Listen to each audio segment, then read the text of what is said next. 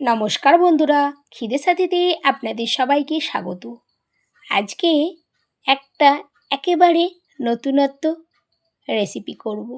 খুব ইজিভাবেই বানানো যায়। এটা কি বলুন তো? আমরা তো এটা চাল কুমড়ো বলি, এটা কেউ কেউ ছাঁচি কুমড়ো বলে থাকে। এটা অনেক রকমই আপনাদেরকে রেসিপি করে দেখিয়েছি। আজকের রেসিপিটা একদম অন্যরকম। দেখুন, এরকমভাবে গোল গোল করে কেটে নিয়েছি, না মোটা না খুব পাতলা। এবার কড়ার মধ্যে নুন আর হলুদ দিয়ে একটু ভাপতে দেব। এটা যেহেতু পাতলা করে কাটা, তাড়াতাড়ি সিদ্ধ হয়ে যায়।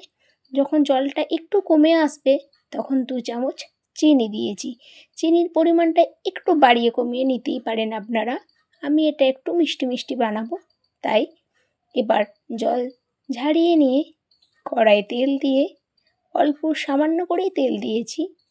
এবার এটাকে উল্টে পাল্টে ভেজে নেব। এটা আপনারা ডুবো তেলে ভাজার কোনো প্রয়োজন নেই।